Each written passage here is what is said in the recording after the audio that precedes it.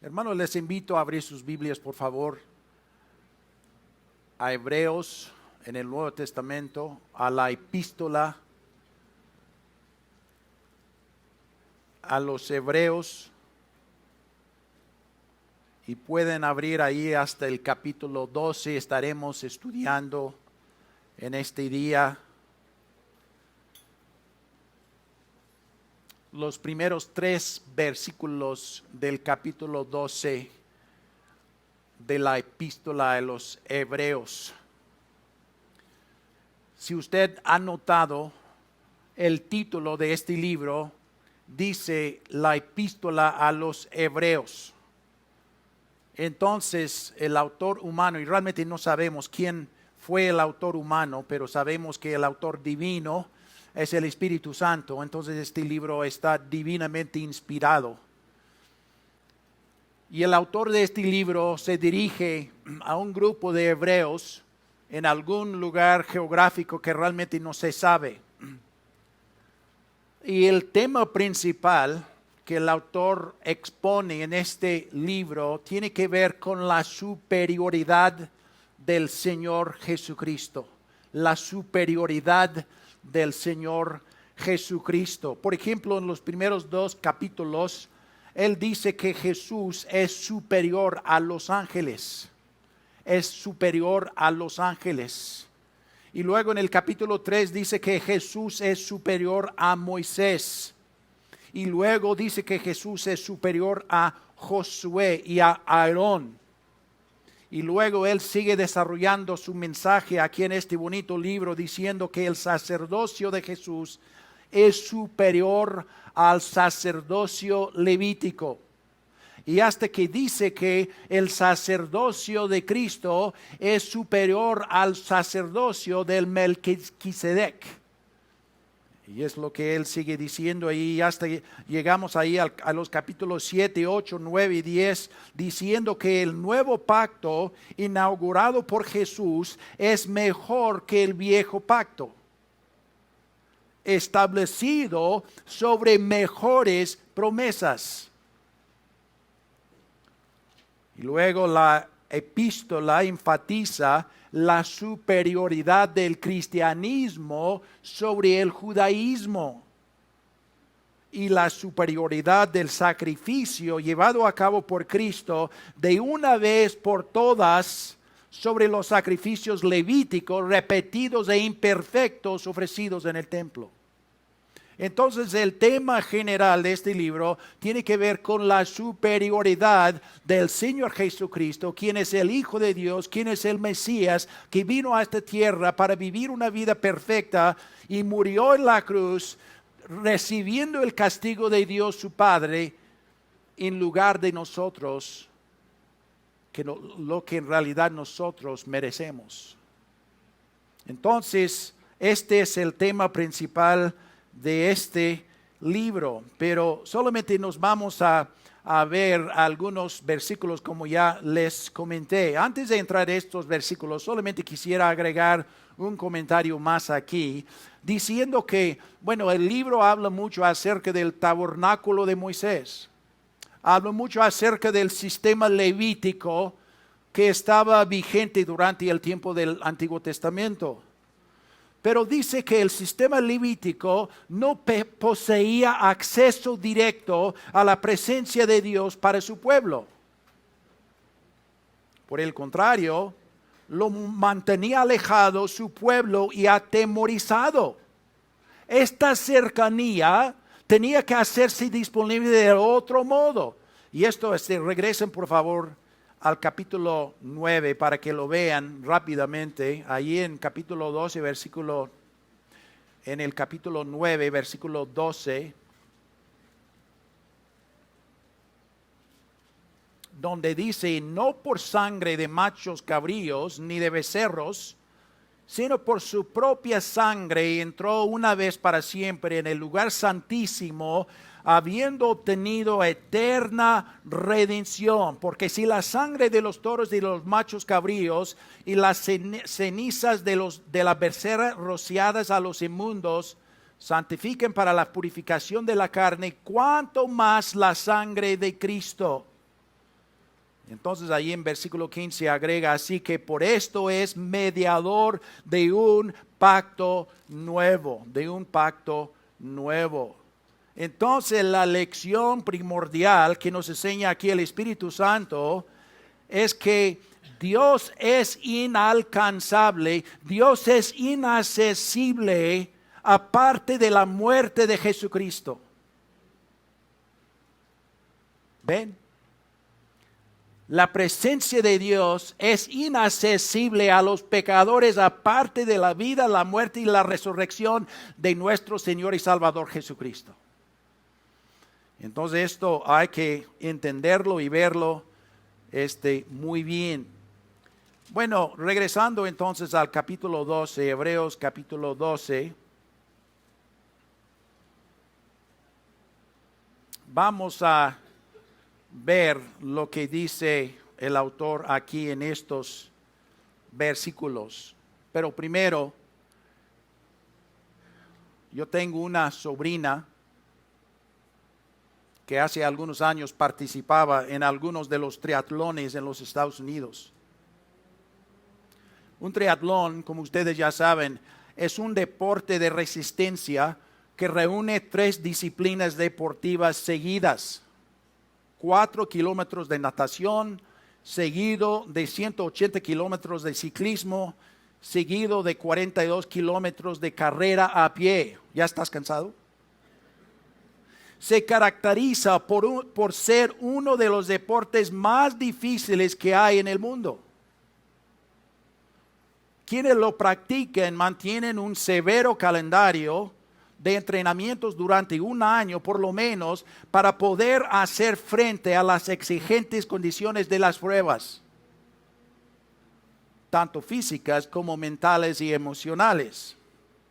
Bueno, la Biblia compara la vida cristiana con una carrera agotadora. Por ejemplo, Pablo escribe en 1 Corintios capítulo 9, versículo 24, ¿no sabéis que los que corren en el estadio, todos a la verdad corren, pero uno solo se lleva el premio? Corred de tal modo que lo obtengáis. Pablo no hacía las cosas a medias, ¿verdad? Él vivía la vida cristiana, lo hacía para ganar la corona imperecedera. Y luego en Filipenses 3:14, él dice, yo prosigo a la meta, al premio del supremo llamamiento de Dios en Cristo Jesús. Bueno, ahora este pasaje bíblico aquí en Hebreos 12, 1 al 3, que nos toca estudiar el día de hoy, también compara la vida cristiana con una carrera agotadora. Y les quiero leer, ustedes pueden seguir ahí en sus Biblias, estos primeros 3 versículos. Dice la palabra de Dios, por tanto, nosotros también, teniendo en derredor nuestro tan grande nube de testigos, despojémonos de todo peso y del pecado que nos asedia, y corramos con paciencia la carrera que tenemos por delante. Puestos los ojos en Jesús, el autor y consumador de la fe, el cual por el gozo puesto delante de él sufrió la cruz, menospreciando el oprobio, y se sentó a la diestra del trono de Dios. Considerad a aquel que sufrió tal contradicción de pecadores contra sí mismo, para que vuestro ánimo no se canse hasta desmayar. Bueno, los primeros 2 versículos están anclados en el verbo principal, en un solo verbo principal.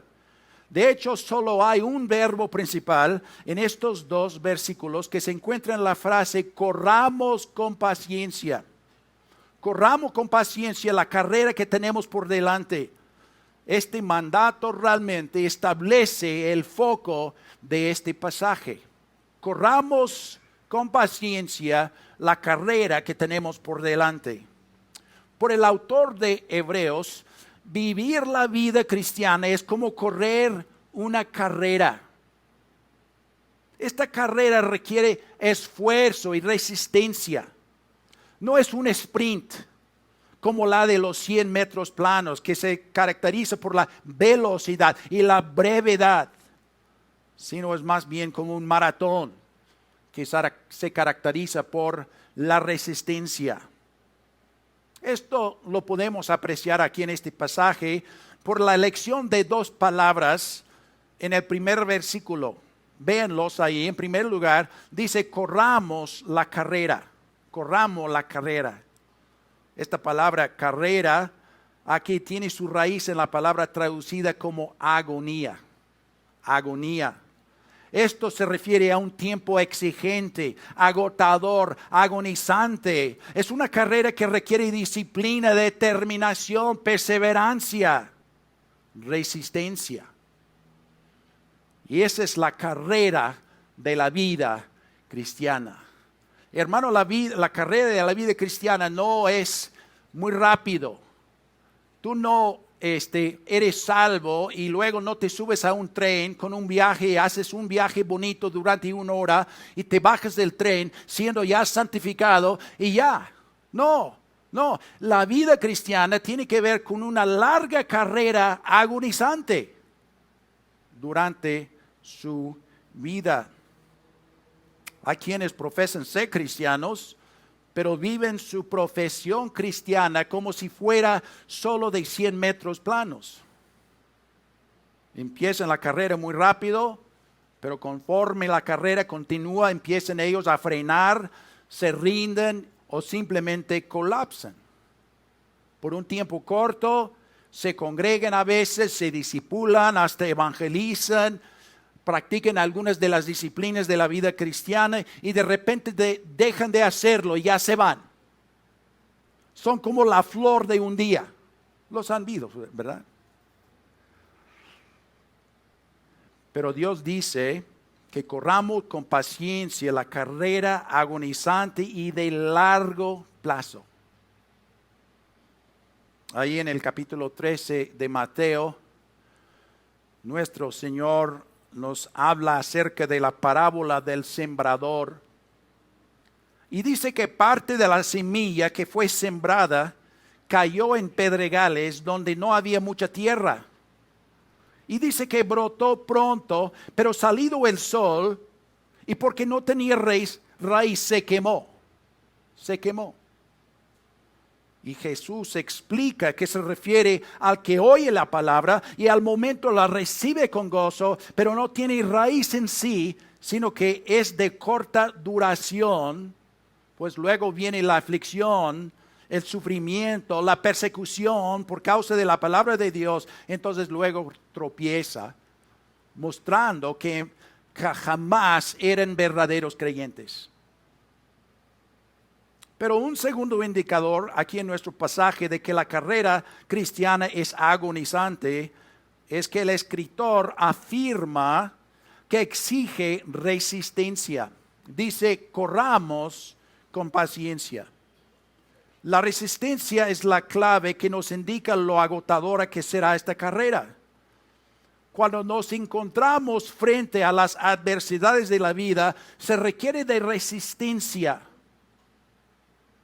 La resistencia es característica de la persona que no se ha desviado de su objetivo. Aunque se tenga que enfrentar a las pruebas más grandes, no será frenado. Es alguien que se mantiene firme, no se echa para atrás, se mantiene inamovible. Mi sobrina dice que el aspecto más difícil del triatlón es que cuando uno de los participantes se enfrenta con una dificultad inesperada en la carrera. Por ejemplo, ella ha sido picada por medusas en el agua mientras nadaba, se le ha ponchado una llanta en su bici y ha tenido calumbres musculares en sus piernas mientras corría. Pero cuando le pasa alguna aflicción que no esperaba, tiene que resistir la tentación de rendirse. Tiene que reenfocarse en la meta y tiene que seguir en la carrera soportando las aflicciones. Y hermanos, hay muchas aflicciones en la vida cristiana. ¿Lo han notado? Algunos de ustedes me imagino que están viviendo algunas de ellas, ¿no? Pues hay muchas aflicciones, hay muchas tribulaciones, muchas pruebas en esta vida. Y son parte del plan de Dios para hacernos madurar, hacernos crecer, humillarnos hasta. Y estas aflicciones son parte de la vida cristiana que nos ayuda a construir la resistencia, la perseverancia en nuestras vidas. Cuando yo andaba en high school, en la secundaria, creo que dicen aquí, ¿verdad? Yo tenía algunos maestros que no me gustaban mucho, pero a ellos les gustaba mucho dar pop quiz. ¿Ustedes saben qué es un pop quiz? Un pop quiz es cuando llegues a la clase no esperando ninguna prueba y te dicen, cierren sus libros y les voy a dar una prueba inesperada. A mí no me gustaba. Pero frecuentemente nos daban pop quiz. Yo he notado que muchas de las aflicciones de la vida cristiana son como un pop quiz, ¿verdad? Las aflicciones son inesperadas. No son como el examen del semestre, ¿verdad? Cuando el primer día el maestro te dice, dentro de 3 meses al concluir este semestre te voy a dar un examen muy grande. Entonces tienes 3 meses para estarse preparando, ¿no?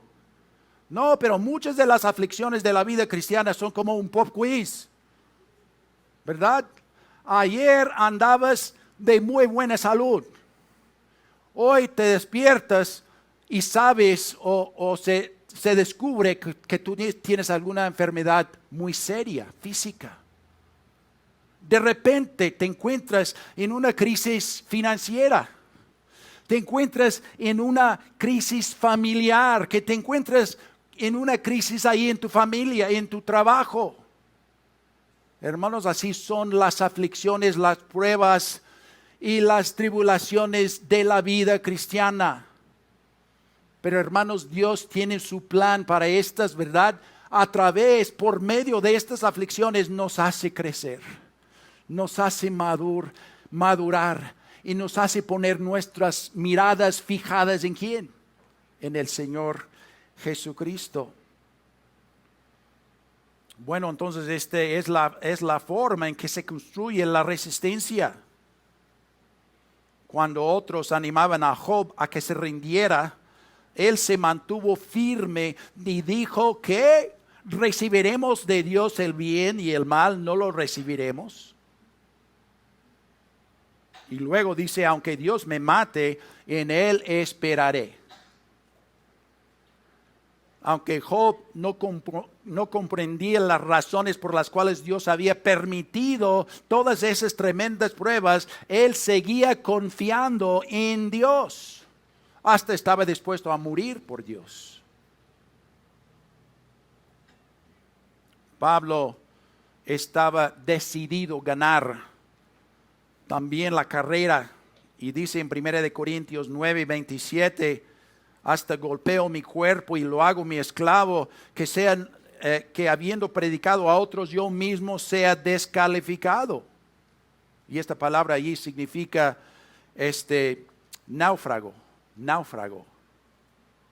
Entonces de esto se trata precisamente la vida cristiana, de comenzar bien, de correr bien, de soportar las aflicciones de la vida cristiana bien y de acabar bien.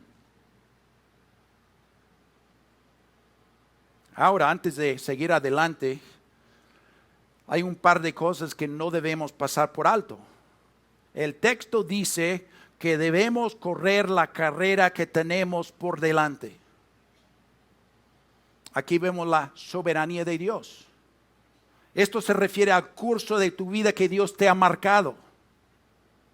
Nosotros no escogemos nuestra carrera, aunque lo pensemos, ¿verdad? Ya que no nos pertenece.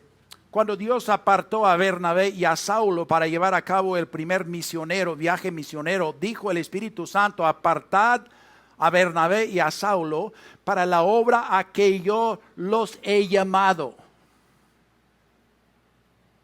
Es Dios quien determina nuestra carrera. El Dios que me hace descansar en delicados pastos junto a aguas de reposo es el mismo Dios que me lleva a andar en valle de sombra de muerte. Es el mismo Dios y tiene su propósito en las dos cosas. Y la segunda cosa que no debemos pasar por alto es que mientras una carrera de atletismo tiene muchas semejanzas a la vida cristiana, es distinta en dos maneras. En primer lugar, no competimos contra otros cristianos. Tú no eres mi enemigo. Bueno, no quiero que seas mi enemigo. No competimos contra otros cristianos. Ellos no son nuestros oponentes. El mundo, la carne, el pecado, Satanás son nuestros enemigos, son nuestros oponentes. En segundo lugar, nuestra fuerza para soportar la carrera está en Dios y no en nosotros mismos. Nosotros perseveramos en la fe por el poder del Señor. Es lo que dice Efesios 6:10. Fortalezcanse en el Señor y en el poder de su ¿qué? De su fuerza. Así que el punto central de este pasaje es correr la carrera con paciencia, con resistencia. Este es el punto de este texto. Pero entonces surge la pregunta, ¿cómo puedo yo correr con perseverancia? ¿Cómo puedo hacerlo? ¿Cómo puedo lograrlo? Bueno, pues junto con esta exhortación a correr con paciencia, el escritor de Hebreos aquí describe 5 elementos esenciales para correr con paciencia la vida cristiana. Nos da 5 elementos esenciales para correr con paciencia la vida cristiana. 5 mandatos que nos muestran cómo competir con resistencia, con perseverancia. Número uno, el primer mandato, anímate con los testimonios de los santos que han muerto. Anímate con los testimonios de los santos que ya han muerto. Un elemento clave para que corras bien la carrera de la vida cristiana es ser animado por las vidas de los santos del pasado. El autor está motivado por la multitud de santos que habían corrido antes. Esta nube de testigos proporciona la motivación que necesitamos. Pues ¿cómo sucede esto? En primer lugar, proporciona aliento. No hay nada más alentador que conocer a alguien que en el pasado atravesó por el camino que ahora nosotros recorremos. Así que aquí Dios dice en el versículo 1, teniendo en derredor nuestro tan grande nube de testigos. Se refiere a los héroes de la fe en el pasado, a los que se menciona en el capítulo 11. Así que regresemos a Hebreos 11, Y claro que no tenemos tiempo para estudiar en detalle este salón de fama. Solamente les quiero mencionar algunos de los ejemplos que aquí se nos dan. Noten ahí en el versículo 4, por ejemplo, dice que por la fe, Abel ofreció a Dios más excelente sacrificio que Caín, por lo cual alcanzó testimonio de que era justo, dando Dios testimonio de sus ofrendas, y muerto aún habla por ella. Aunque ahora Abel está muerto y ha estado muerto durante muchos años, su vida sigue hablando de su testimonio de andar por fe. Ven ahí versículo 5. Por la fe, Enoc fue traspuesto para no ver muerte y no fue hallado porque lo traspuso Dios, y antes que fuese traspuesto tuvo testimonio de haber agradado a Dios. Y noten ahí versículo 6 que dice, pero sin fe es imposible agradar a Dios, porque es necesario que el que se acerca a Dios crea que le hay y que es galardonadora de los que le buscan. Hermanos, ninguna de estas personas ahí mencionados en este capítulo habían visto a Dios. Ellos habían escuchado la palabra de Dios, habían recibido las promesas de Dios, pero no habían visto a Dios. Ellos andaban por fe en la palabra de Dios y en las promesas de Dios. Andaban ellos por fe. Eso es lo que se caracteriza sus vidas. Andaban ellos por fe en Dios. Noten ahí versículo 7. Por la fe Noé, cuando fue advertido por Dios acerca de cosas que aún no se veían, con temor preparó el arca en que su casa se salvase. Otra vez, versículo 8. Por la fe Abraham, siendo llamado, obedeció para salir al lugar que había de recibir como herencia, y salió sin saber a dónde iba. Versículo 9, por la fe habitó como extranjero en la tierra prometida, como en tierra ajena, morando en tiendas con Isaac y Jacob. Vean ahí versículo 11, por la fe también la misma Sara, siendo estéril, recibió fuerza para concebir y dio a luz aun fuera del tiempo de la edad, porque creyó que era fiel quien lo había prometido.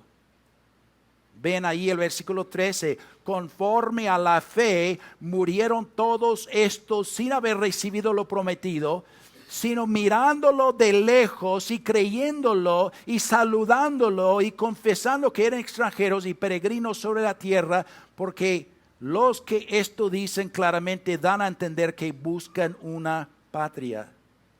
Ven otra vez versículo 17, por la fe Abraham, cuando fue probado, ofreció a Isaac. Versículo 20, por la fe bendijo Isaac a Jacob y a Esaú respecto a cosas venideras. Versículo 21, por la fe Jacob al morir bendijo a cada uno de los hijos de José. Versículo 22, por la fe José al morir mencionó la salida de los hijos de Israel y dio mandamiento acerca de sus huesos. Versículo 23, por la fe Moisés cuando nació fue escondido por sus padres por 3 meses. Y noten ahí versículo 26, teniendo por mayores riquezas el vituperio de Cristo que los tesoros de los egipcios, porque tenía puesta la mirada en el galardón. Versículo 32 dice, sigue diciendo ahí el autor, ¿y qué más digo? Porque el tiempo me faltaría contándole de Gedeón, de Barak y de estos hombres, así como de Samuel.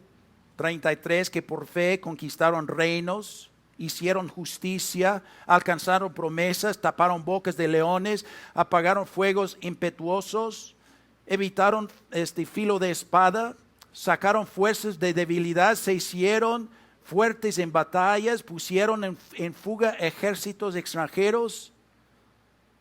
Y finalmente vean ahí versículo 39, y todos estos, aunque alcanzaron buen testimonio mediante la fe, no recibieron lo prometido, proveyendo Dios alguna cosa mejor para nosotros, para que no fuesen ellos perfeccionados aparte de nosotros.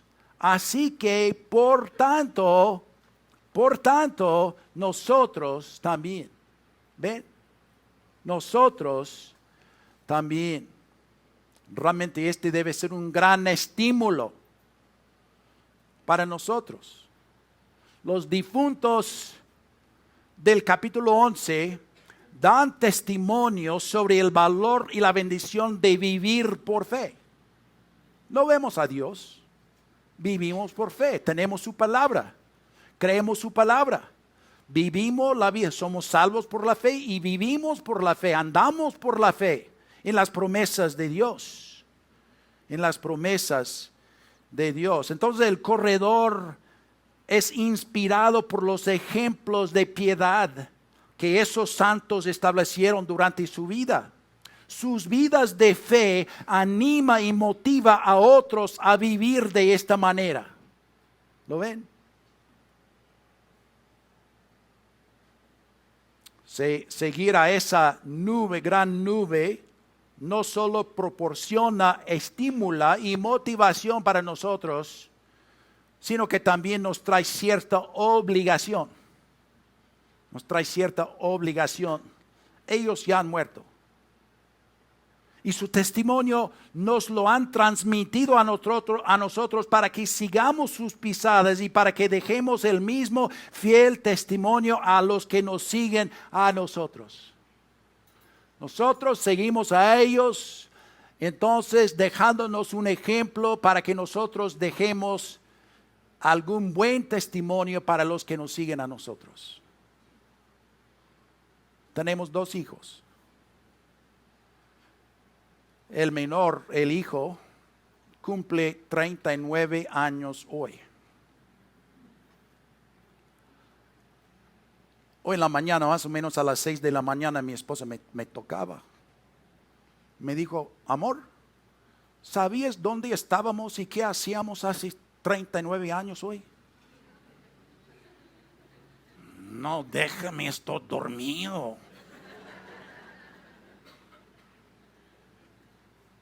Y más o menos a las 6 de la mañana o a las 5:30 de la mañana, hace 39 años, nació nuestro hijo ahí en Guadalajara. Y la hija con 42 años. Ahora de los 2 hijos, 10 nietos. Nos vamos multiplicando. Bueno, entonces nosotros no solamente tenemos a estos buenos ejemplos en el pasado, pero también nosotros queremos ser buenos ejemplos para los que nos siguen el ejemplo de andar por fe. Ahora, solamente una aclaración aquí. Los testigos no son espectadores en una sala de tribunal. No se encuentran en las galerías del cielo para animarnos. No están ahí arriba mirando hacia abajo diciendo vaya, vaya, ya, así como si estuviéramos en un juego de soccer. No. No hay ninguna indicación en la Biblia de los que ya están en el cielo nos pueden ver. No hay ninguna indicación de eso. Más bien, ellos nos dan testimonio a nosotros mediante sus vidas de fe y paciencia y ponen ante nosotros un gran ejemplo que imitar. Ellos no nos miren a nosotros, sino más bien nosotros los miramos a ellos para estímulo en nuestra carrera en la vida cristiana. ¿Ven? Estos santos ya han muerto, tuvieron una fe genuina en Dios, vivieron por fe en Él, sufrieron por fe, soportaron aflicciones por fe, murieron por fe, y sus vidas y testimonios, aunque ahora están muertos, aún nos siguen testificando, diciendo, corran, corran, no se rindan, anímense en Dios.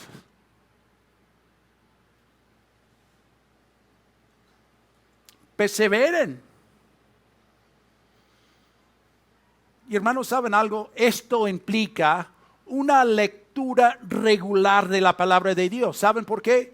¿Dónde se encuentran estos ejemplos? ¿Dónde se encuentra? En la palabra de Dios, ¿verdad?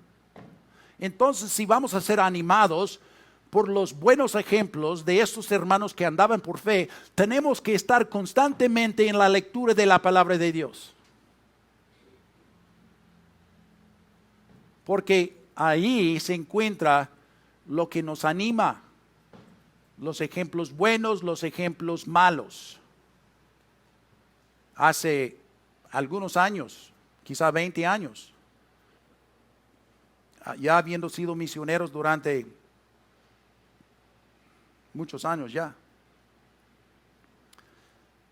nos dimos cuenta de que realmente necesitamos más lectura bíblica.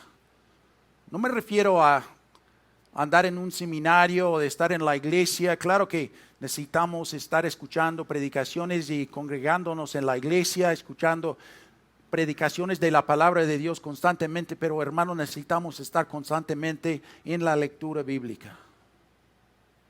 Decidimos que no habíamos apartado el tiempo suficiente para eso, entonces decidimos, ahora vamos a leer la Biblia entera cada año.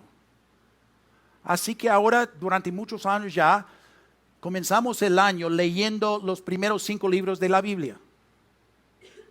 Después de concluir con estos, vamos y leemos el Nuevo Testamento. Después de haber leído el Nuevo Testamento, regresamos y leemos los libros de historia. Regresamos al Nuevo Testamento. Y luego regresamos al Antiguo Testamento, leemos los libros de poesía. ¿Regresamos a dónde? Al Nuevo Testamento. Y finalmente regresamos y leemos los libros de profecía en el Antiguo Testamento. Y el fin de cada año concluimos leyendo ¿qué? El Nuevo Testamento por 4ª vez.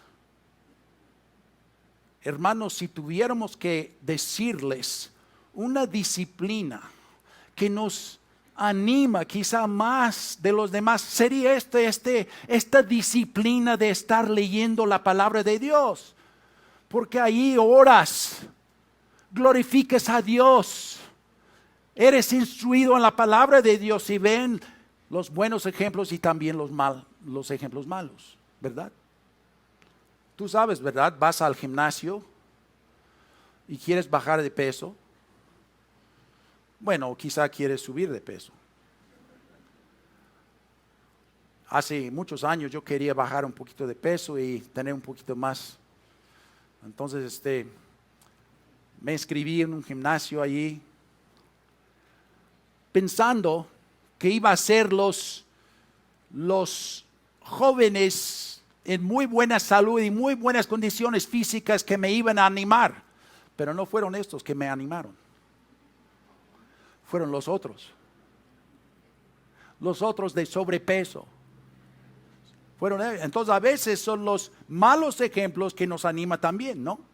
Los malos ejemplos y los buenos ejemplos que Dios nos da para hacernos perseverar, resistir las aflicciones que Dios trae a nuestras vidas, para que por la gracia de Cristo, por la ayuda y fortaleza de Cristo, crezcamos, maduremos. Número 2. Número 1, anímate con los testimonios de los santos ya muertos. En el segundo mandato, para correr bien la vida cristiana, despójate de cada cosa que te impida correr bien. Venlo allí, dice, despojémonos ¿de qué? De todo peso.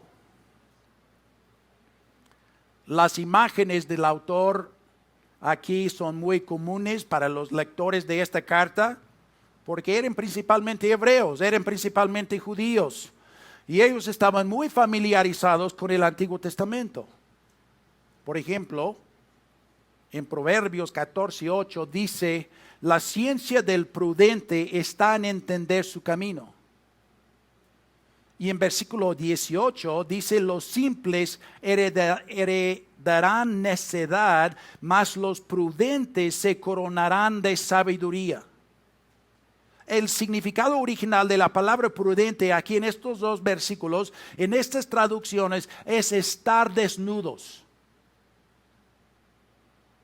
Estas imágenes también aparecen en el Nuevo Testamento. Por ejemplo, en 1 Timoteo 4:7 dice, ejercítate para la ¿qué? Piedad. La palabra ejercítate es hacerse desnudo para la piedad. A lo largo de la Escritura hay imágenes de los atletas que se están despojando de toda prenda que impidiera el desempeño de su actuación. Las raíces de esta costumbre se remontan a los primeros días de los Juegos Olímpicos. Un historiador lo describe de esta manera, y aquí cito, dice: el primer registro histórico oficial de los juegos competitivos indica que se celebraron en el año 776 antes de Cristo en la ciudad de Olimpia, por supuesto en la Grecia. La competencia fue intensa. Durante muchos años los atletas griegos buscaban maneras de aumentar su velocidad. Por último, los corredores competían desnudos. Según los historiadores griegos, esta tendencia se inició en el año 720 a.C. con un atleta llamado Orsipos, que perdió toda la ropa y que competieron y ganó la carrera. Perdió su ropa interior durante una carrera en que ganó. Entonces después los oficiales de la carrera dictaminaron que los atletas tuvieran que quitarse toda la ropa y que competieran completamente desnudos. ¿Cómo les parece? A mí no. Los griegos establecieron el gimnasio en el cual había competencias rigurosas. De hecho, la palabra gimnasio significa estar desnudo. Igual que los atletas olímpicos, los atletas que participaban en el gimnasio se ejercitaban desnudos. Fin de cita. Bueno, aquí el autor dice: despójate de cada cosa que te impida correr bien, ¿verdad? La mayoría de las carreras hoy en día se ganan no por segundos, sino por centésimas de segundo. Se debe despojar del más mínimo obstáculo. Se elimina al máximo el sobrepeso. Los nadadores se afeitan la cabeza. Se elimina todo peso. Despojémonos de todo peso. Ahora escuchen, la idea aquí es darnos la mejor ventaja para correr con paciencia, despojándonos de cualquier estorbo que nos impida correr con paciencia la vida cristiana. Ahí está la idea central de este versículo. La palabra peso denota aquí cualquier carga, cualquier peso. No se nos dice lo que es. De hecho, no es necesariamente malo en sí, es posible, pero puede ser algo perfectamente inocente e inofensivo. Pero cada peso, cada carga que nos impide el avance en nuestra carrera tiene que ser despojado.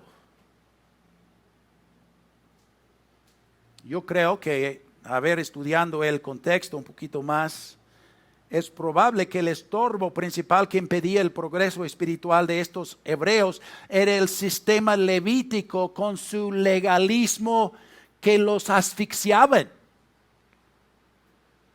Ustedes saben que ellos durante muchos años tenían su tabernáculo de Moisés, allí junto con el sistema levítico, con sus muchas ofrendas y sacrificios y fiestas.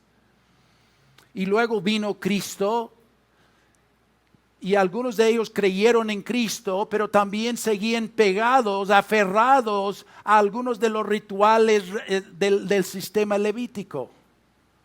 Entonces, es posible que el legalismo, siendo aferrado a algunas de las prácticas aún del sistema levítico, eran algún peso que ellos quisieran quitarse, despojarse de. Pablo hace una observación similar en 2 Timoteo 2:4, diciendo: ningún soldado que quiera agradar a su superior se enreda en cuestiones civiles.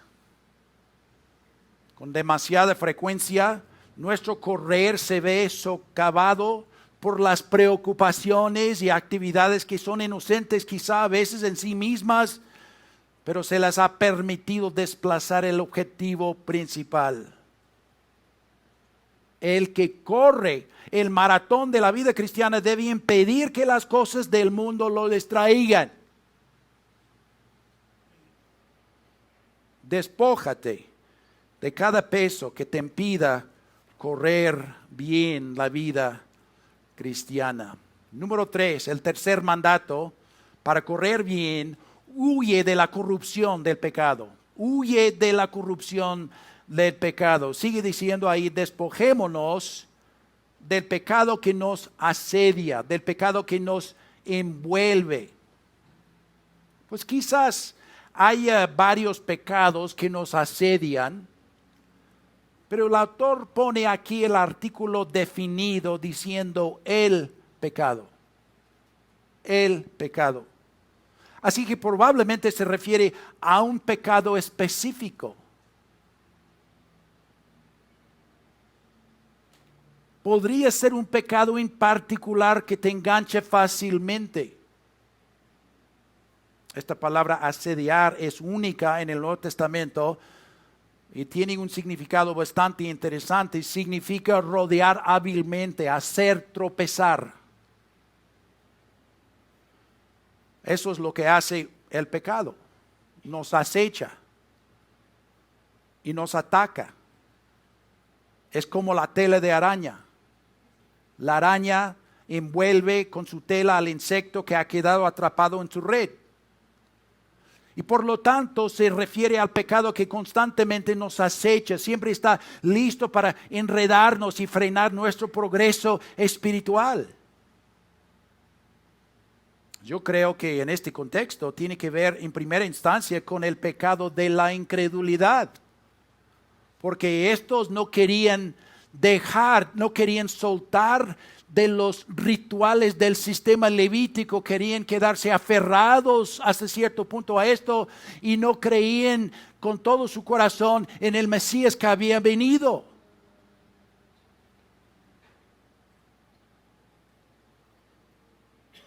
Me acuerdo de una experiencia muy vívida durante mi niñez, cuando mi papá me llevó a cazar mapaches a medianoche.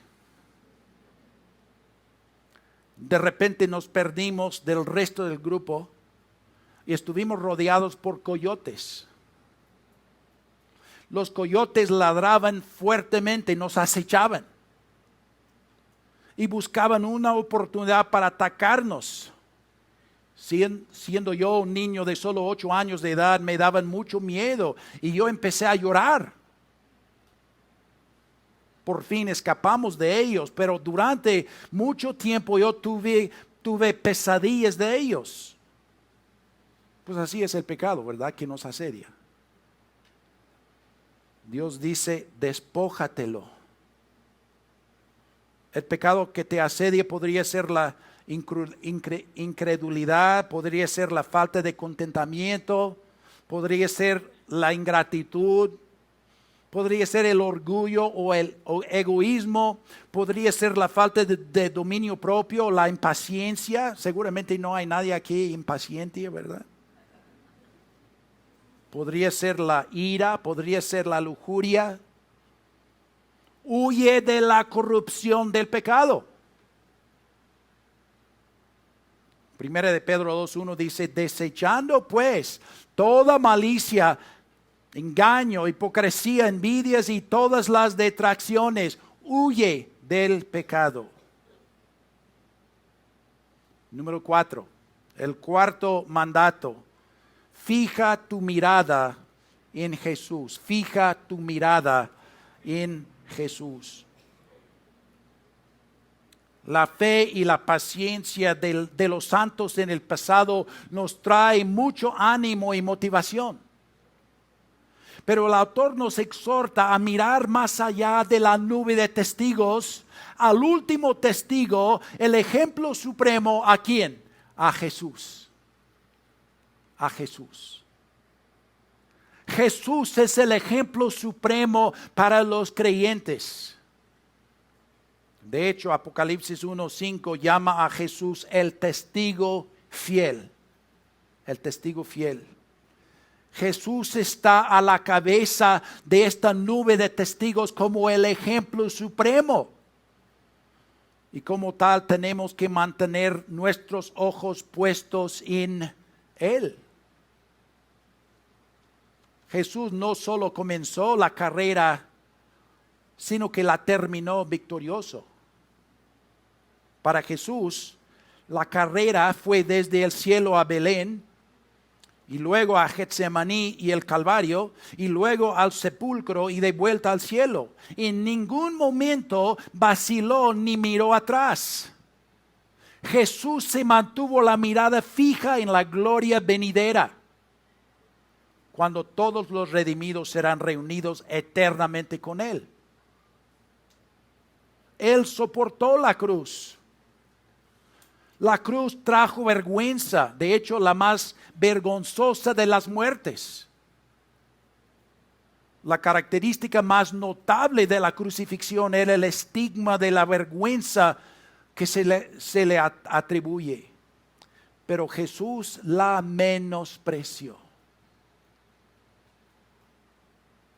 El mundo siempre se ha burlado de nuestra fe en Jesús, tal como se burlaron de Jesús. Y en la cruz la gente se burlaba de Él. Y todavía lo hacen en la actualidad. El mundo se burla de Jesús cuando lo rechaza y cuando rechaza la palabra de Cristo.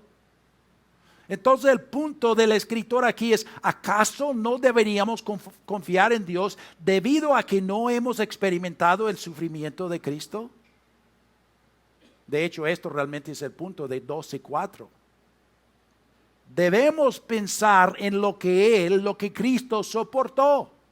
En comparación con las suyas, nuestras pruebas parecen como ¿qué? Como nada. Como nada. Noten aquí algo en el texto, dice poner los ojos en Jesús. El autor destaca la humanidad de Cristo. Somos seres humanos. Los santos del capítulo 11 eran seres humanos. Jesús era un ser humano. Él, dice Hebreos 4:15, fue tentado en todo según nuestra semejanza, pero sin pecado. Así que Jesús puede compadecerse de nuestras debilidades. Mantener los ojos en Jesús no solo nos ayuda a no perder de vista el objetivo, sino que también nos ayuda a superar el miedo y la distracción de lo que hay en nuestro derredor. Cuando Pedro le pregunta a Jesús si puede salir del barco e ir a Jesús sobre el agua, ¿qué le pasó? Quitó sus ojos de Jesús, prestando más atención a las olas y al viento, y tuvo miedo y comenzó a hundirse. Eso es lo que pasa cuando quitamos los ojos de Jesús. Steve Lawson dice, aquí cito: si me miro a mí mismo, me deprimo. Si miro a los que me rodean, a menudo me decepcionan. Si miro a las circunstancias, me desaliento. Pero si miro a Jesús, estoy constante, consistente y eternamente completo. Fin de cita. Jesús corrió para el gozo de su exaltación. El gozo de Jesús no es solo para Él, sino que es algo que Él ha prometido compartir con nosotros también. Apocalipsis 3:21 dice: al vencedor le concederé sentarse conmigo en mi trono, como yo también vencí y me senté con mi Padre en su trono. Los que pertenecemos a Cristo seguiremos a nuestro Maestro en la victoria. Fija tu mirada en Jesús. Finalmente, el quinto mandato para correr bien la vida cristiana: no pierdes el ánimo, Véanlo ahí en versículo 3, para que vuestro ánimo no se canse hasta desmayar. ¿Te encuentras desanimado? ¿Frecuentemente te encuentras desanimado? Cuando nos cansamos de la carrera, cuando nuestra fe se debilita y creemos que Dios nos ha dado la espalda, cuando parece que nunca vamos a salir del lío en que estamos, debemos leer este versículo. ¿Qué dice? Considerad a aquel que sufrió tal contradicción de pecadores contra sí mismo, para que vuestro ánimo no se canse hasta desmayar. Jesús es el ejemplo supremo de la fe. Nada de lo que seremos llamados a soportar se va a comparar con lo que Él sufrió. Las presiones, el cansancio, las persecuciones, el trato injusto, son nada en comparación a lo experimentado por Jesús. Bueno, los santos del capítulo 11 dejaron un gran legado, dejaron su ejemplo de perseverancia y de fe. Pero Jesús es el supremo ejemplo. Considera que Jesús es la clave a todo problema.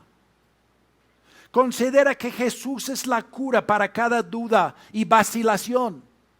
Considera que Jesús es la clave a toda persecución y trato injusto. Considera que Jesús es la clave a todo cansancio. Bueno, las palabras no se canse hasta desmayar fueron utilizadas por Aristóteles para describir a los corredores en los juegos, que al finalizar la carrera colapsaban.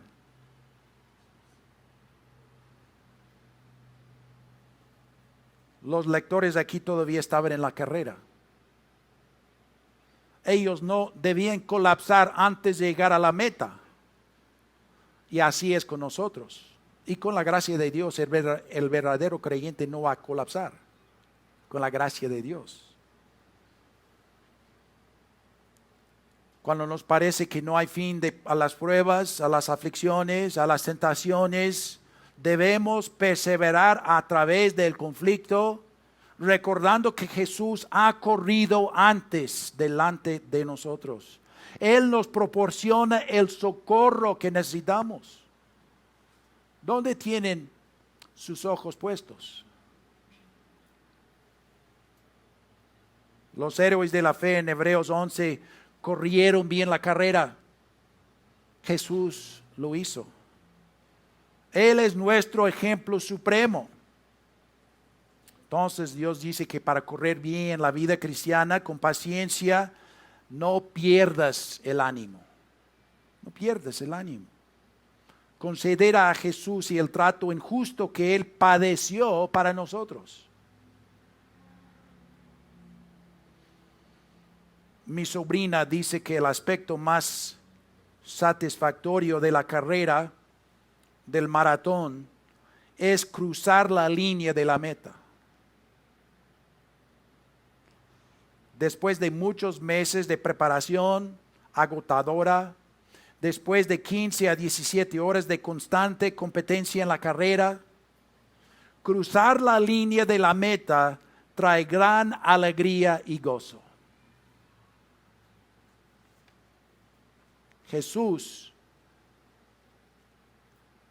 nos da este aliento. Porque, hermanos, así será con la carrera de la vida cristiana.